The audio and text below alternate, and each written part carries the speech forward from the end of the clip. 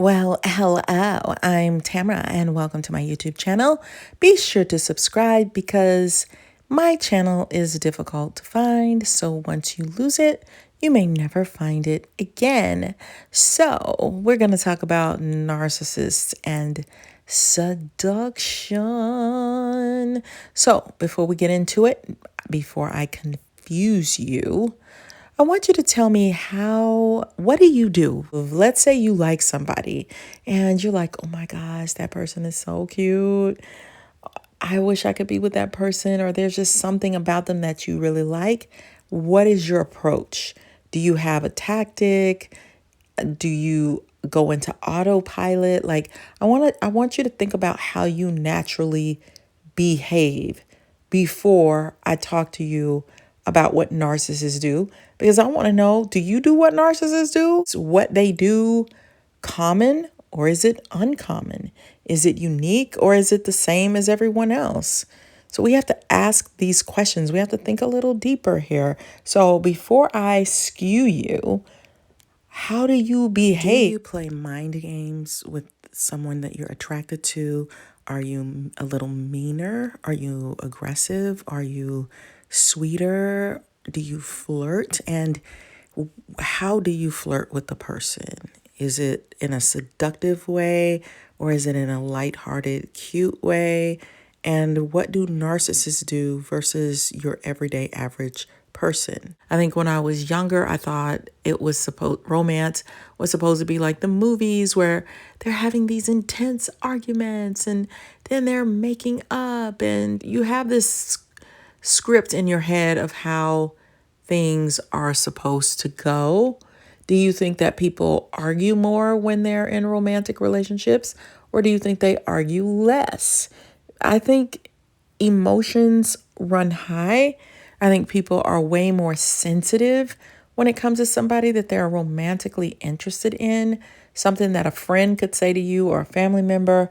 If a romantic partner says or does the same thing, it could be taken out of context. What does that person mean? A friendship versus romantic involvement, it's more is at stake, because not to say that friendships don't last, but I think friendships, the heart isn't, you can get your feelings hurt and you can be devastated if a friendship doesn't last.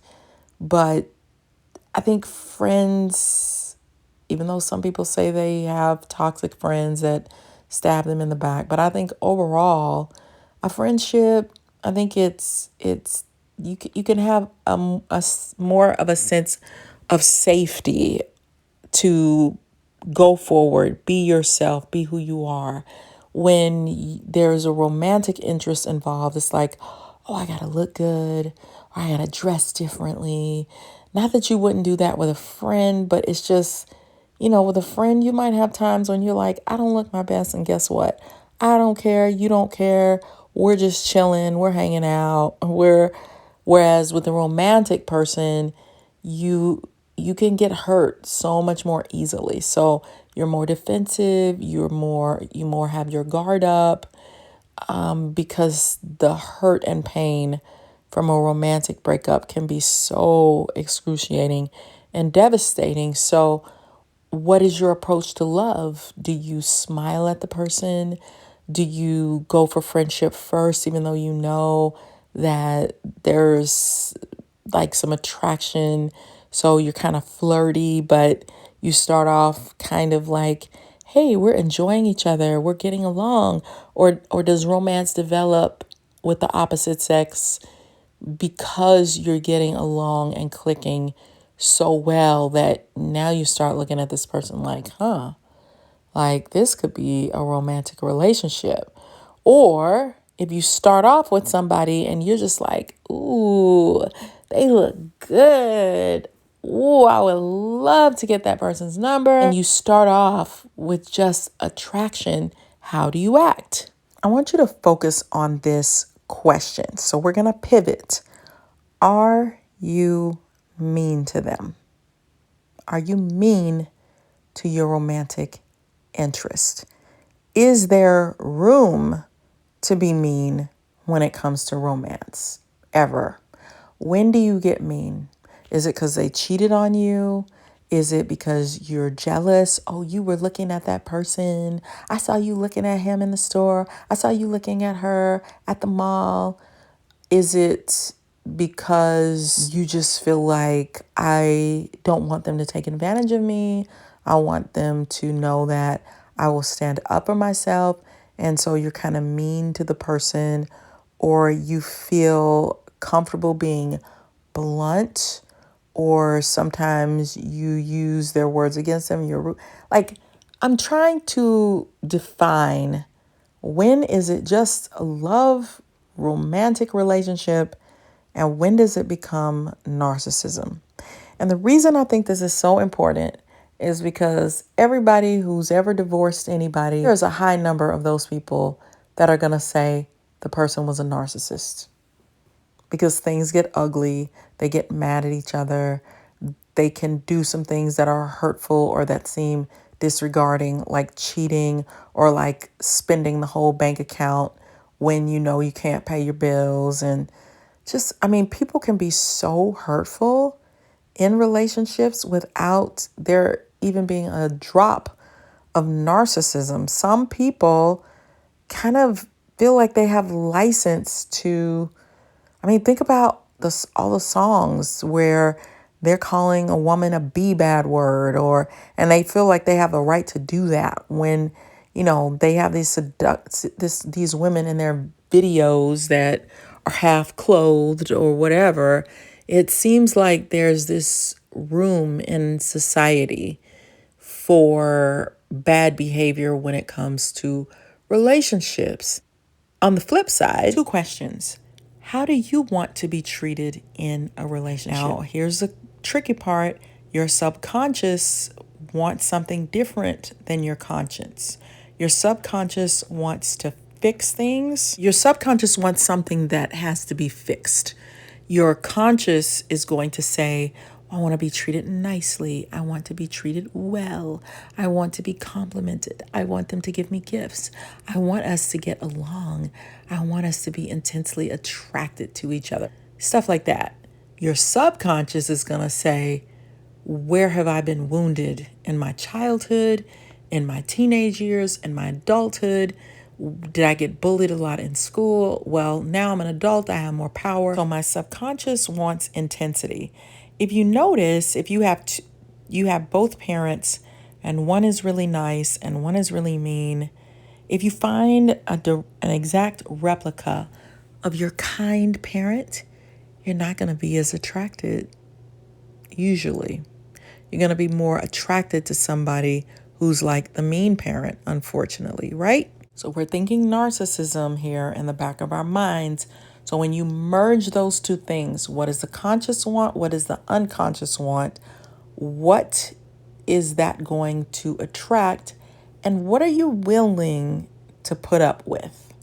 Which negative trait are you willing to put up with and try to correct as an adult? Like, they're just messy. I'm willing to deal with a messy house. You know what I'm saying? That said, how should you treat someone in a relationship? If you say all the positive things, I should be kind to them, I should be romantic, I should help them, I should encourage them, build them up, make them feel good about themselves, be fair, be honest, handle our money well, never cheat, never lie.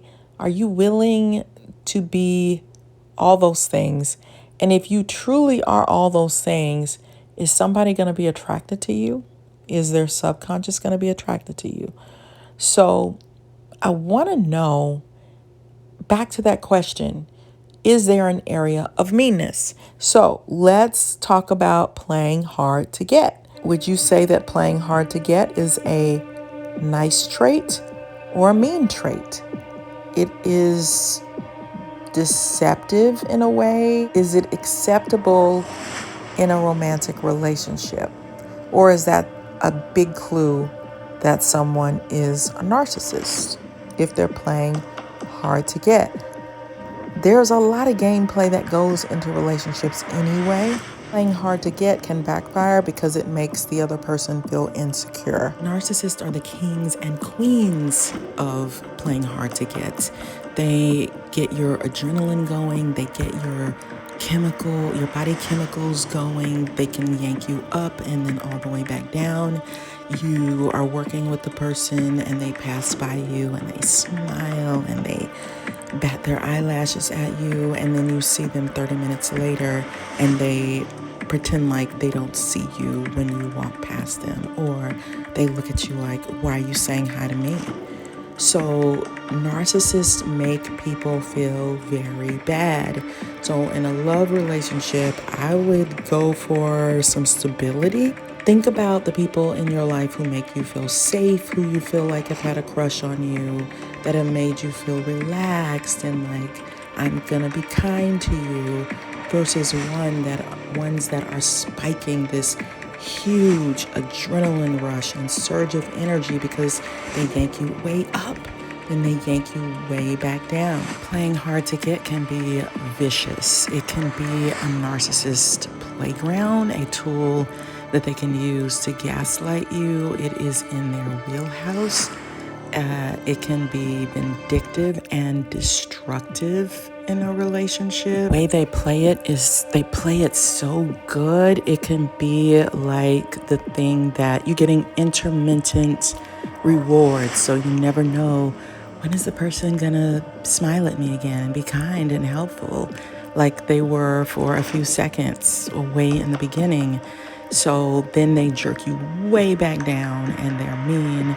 They're looking at you in a very mean-spirited, cruel way, and you're waiting again for that kindness. So empathic people and just your normal person, you got to be careful of that because it's seductive. It's alluring. It feels like you're in a movie. What does playing hard to get do to the victim of playing hard to get? And they might doubt themselves, second guess. Someone's playing mind games with you, so it can actually make you feel very deeply insecure about who you are, what you like, what did you do, what did I do that was good, that attracted them, what did I do that pushed them away?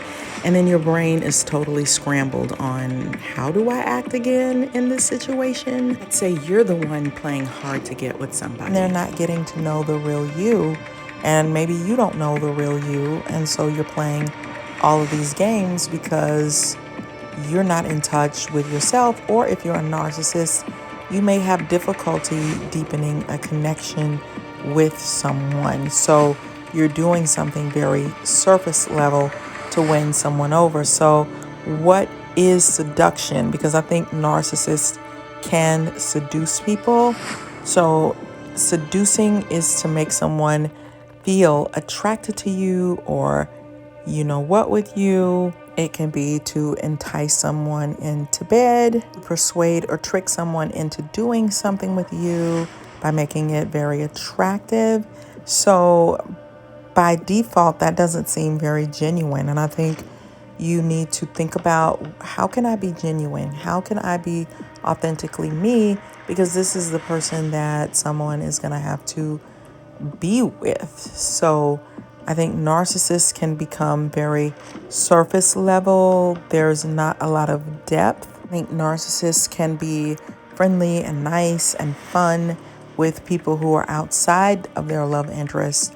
But when they have a romantic relationship with you, they may treat you like absolute dirt. Narcissists can seduce by generosity, expressions of love, flattery, romance, and promises of commitment. This is how narcissists manipulate you to achieve their aims. They brag about themselves in order to be admired, loved, and gratified. Codependents with low self-esteem are easy targets, so you have to watch that. So a narcissist may turn on the, hey, look at how I'm dressed, look at how I look. That might be what they lead with instead of, let me get to know you. Of course, shyness can play a factor with most people, but there's gonna be a level of, I'm just doing surface level things. Like, we're not having these intense, beautiful, realistic conversations there can be a lot of surface things going on. Someone makes themselves extremely beautiful or handsome or attractive and they're going after you. I mean, what's more seductive than that? I mean, they're making you feel like, wow, look at this incredible person that's like larger than life in the beauty department or in how they look or how they dress, or they make themselves seem like they are just so above your average person and they're chasing after you. Then you could be falling into the traps of a narcissist. Of course, we all want to look good when it comes to romantic interests, but you have to look at their behavior. I think some narcissists can be extremely mean to the people that they're dating also. So you have to really watch out for that. Here's a key ingredient to you're dealing with a narcissist. They can engage in the sport of seducing and discarding. Seducing and discarding. They make you feel like I could discard you at any minute. Who are you? Like, you're not important to me. But then you can feel them chasing you and interested in you and pay attention to me and look at me and check me out. But then they treat you like you're a garbage, like you're nothing to me, like you're a nobody. I could throw you away in any minute. I don't think anything of you. Like, who are you? You know what I'm saying? Like, they can be very rejecting, but then they can also seduce you at the same time. And that's what makes a narcissist so attractive, is there's this push-pull. There's something different. There's a pattern that you can't follow. Like, the pattern varies, but then there's confusion. It's like, oh my gosh, I love you so much, but I can't stand you. And it's like, well, can you not stand me or do you like me? Like, which one is it? They can make you feel like they hate you when they really want to be with you. And then when you retract or you don't return their affections or you start acting like they act, now they're angry at you. But it's like, but you're giving me super mixed messages. Like, I want to be with you, but get away from me. I hate you, kind of thing. So watch out for narcissists. They are very difficult.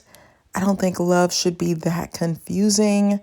I think if you are confused, it's better to protect yourself than to get into a situation in which you will have difficulty getting out of, because you don't want this narcissist to become too attached to you. So protect yourself. Check out my book, The Workplace NaRCISSiST by Tamara Zyon. It's on Amazon. Also, my book, Flip the Script on Love, talks about healthy love and things you can do to heal if you've been broken in love.